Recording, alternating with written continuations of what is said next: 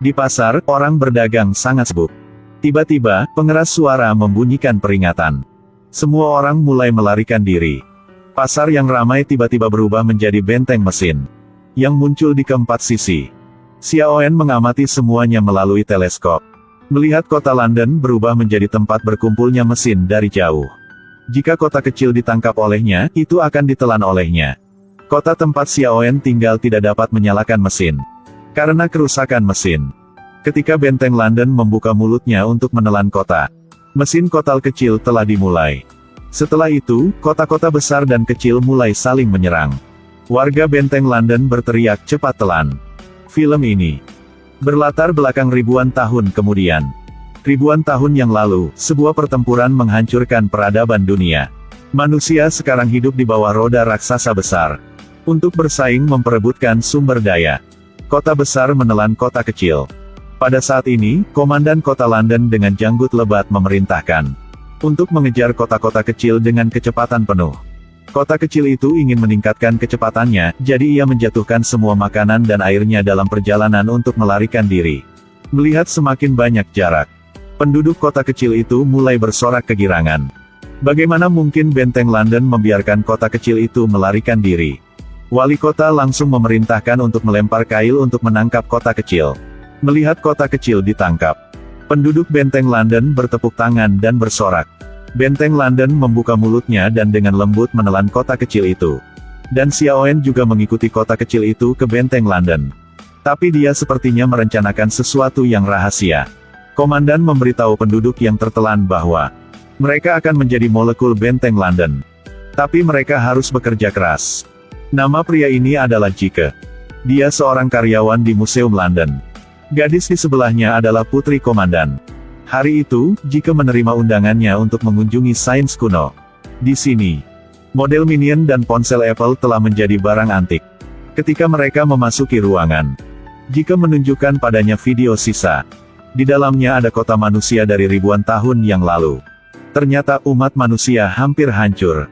Itu karena senjata energi yang dengan cepat menghancurkan peradaban dunia. Orang menyebutnya Medusa.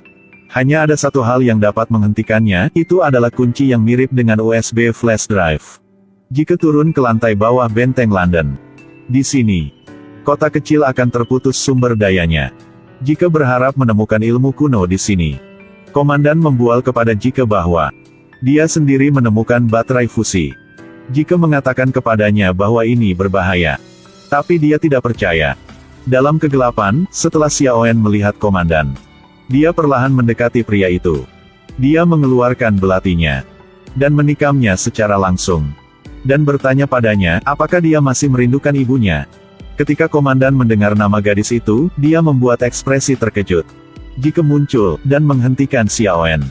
Segera setelah itu, wajah Xiaoyan terungkap. Menyadari rencananya telah gagal, dia berbalik dan lari. Jike juga mengejar. Komandan mendapatkan kembali kewarasannya, dia terluka, dan berlari ke dalam lift. Xiaoyan dan Jike pergi ke ruang resolusi di lantai paling bawah. Menyadari bahwa tidak ada jalan kembali. Dan melihat komandan di lift dan turun. Untuk melarikan diri darinya, Xiaoyan melompat turun. Pada saat bahaya itulah, Jike menyelamatkannya. Dia memberitahu Jike bahwa komandan membunuh ibunya. Lalu dia melepaskan tangannya dan melompat turun. Komandan di belakang mendengar mereka berdua berbicara. Untuk menyembunyikan rahasianya, dia mendorong Jike ke bawah. Untungnya Jike dan Xiaoyan tidak mati. Dia sangat marah. Butuh 6 bulan untuk menunggu sampai hari ini. Peluang pembunuhannya kali ini dihancurkan oleh Jike. Jike memohon padanya untuk membawanya bersama. Karena dia telah meninggalkan kota sekarang. Yang menantinya hanyalah kematian. Jadi, mereka berdua mulai melarikan diri. Haus, mereka harus minum air yang tercemar. Ketika mereka lapar, mereka makan roti dari ribuan tahun yang lalu. Di sini, wali kota memarahi komandan. Karena sumber bahan bakar kota telah habis. Faktanya, komandan tahu sejak awal efek berbahaya dari menelan itu. Dia merencanakan konspirasi besar. Dia pergi ke laboratorium. Memberikan baterai fusion kepada gadis berambut putih. Gadis itu mengatakan kepadanya bahwa jika dia ingin eksperimen ini berhasil, maka dia membutuhkan lebih banyak baterai. Dan dia melanjutkan. Mereka menangkap seseorang di penjara. Orang itu telah hidup selama ribuan tahun. Ketika dia mendengar berita itu, dia langsung terbang ke penjara di laut. Dia melihat orang yang dibangkitkan. Dia mendengar. Orang yang dibangkitkan selalu memanggil nama Xiaoen. Setelah menyelidiki, dia mengetahui bahwa orang yang dibangkitkan selalu mencari Xiaoen. Karena Xiaoen melanggar sumpahnya, dia ingin membunuh Xiaoen. Komandan kembali pesawat dan bermaksud menggunakan orang yang dibangkitkan untuk membunuh Xiaoen. Kemudian dia menjatuhkan bom dari pesawat di penjara. Jadi orang yang dibangkitkan dibebaskan.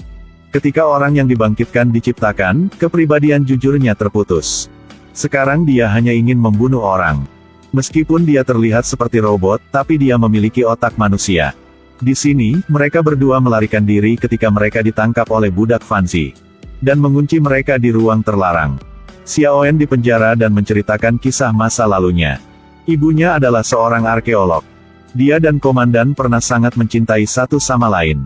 Hari itu, ibunya menemukan benda berbentuk kotak dengan gambar khusus di atasnya.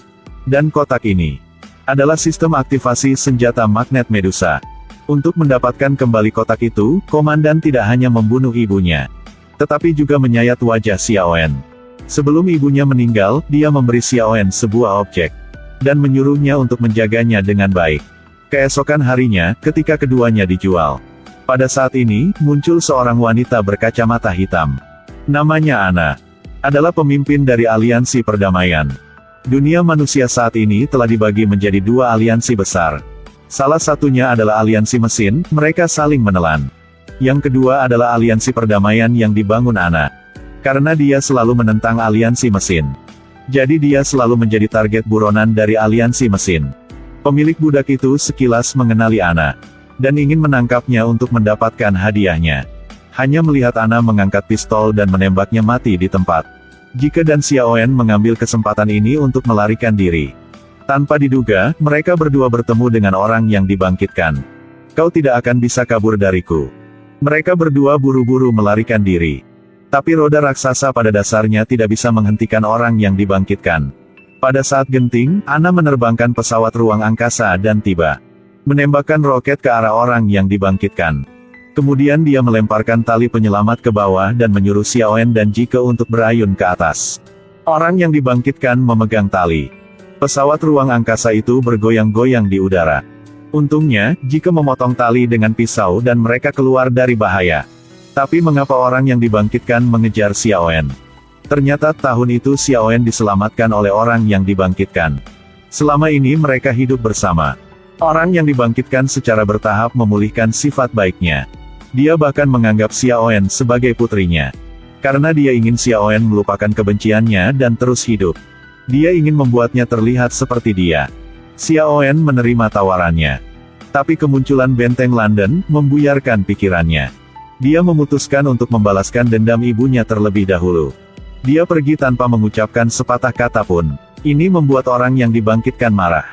Di bawah pengejaran orang yang dibangkitkan, Ana membawa mereka berdua ke kota surga.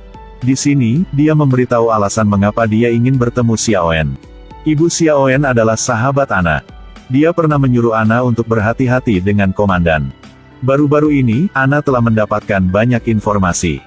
Komandan sedang melakukan eksperimen yang sangat berbahaya. Jika mereka ingin menghentikannya, maka mereka harus menemukan benda mistis itu. Sementara semua orang berdiskusi, orang yang dibangkitkan datang. Tapi senjata dan peluru tidak berpengaruh padanya. Semua orang di sini bukan lawannya. Untungnya, Ana menggunakan kakinya untuk mengenai jantung orang yang dibangkitkan. Memberi semua orang waktu untuk melarikan diri. Orang yang dibangkitkan mengejar Xiaoen, jika masih ingin menghentikannya. Akibatnya, Anda mungkin tahu. Ketika orang yang dibangkitkan hendak membunuh Xiaoen. Xiaoen menangis dan memohon orang yang dibangkitkan untuk memaafkan Jike. Melihat air mata Xiaoen, dia tersentuh dan memutuskan untuk memaafkan Jike. Dia bahkan memberikan kenang-kenangan ibunya kembali padanya. Aku mengabaikan sumpah itu. Dan memutuskan untuk melepaskannya, Xiaoen. Orang yang hidup selama ribuan tahun. Karena nukleusnya hancur dan jatuh. Xiaoen mengingat masa lalu dan menangis tanpa henti. Sisi ini, setelah komando berhasil dengan eksperimennya. Berhasil mengaktifkan senjata Medusa. Dihadapkan dengan kritik wali kota. Komando menembaknya secara langsung. Dia ingin menggunakan Medusa untuk menguasai dunia. Anna membawa semua orang pulang ke aliansinya.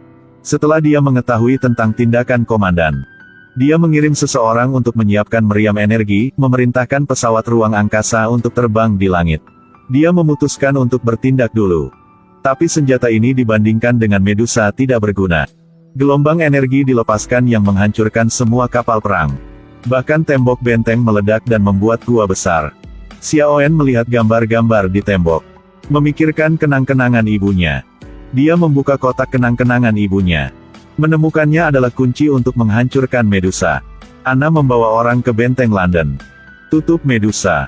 Namun menghadapi gempuran benteng London, rekan-rekannya terus berkorban.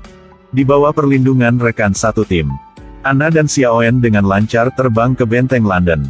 Di bawah perlindungan Anna, Xiaoyan telah berhasil menutup Medusa. Tapi Anna juga mengorbankan hidupnya untuk itu. Tutup Medusa. Tapi benteng London terus bergerak maju.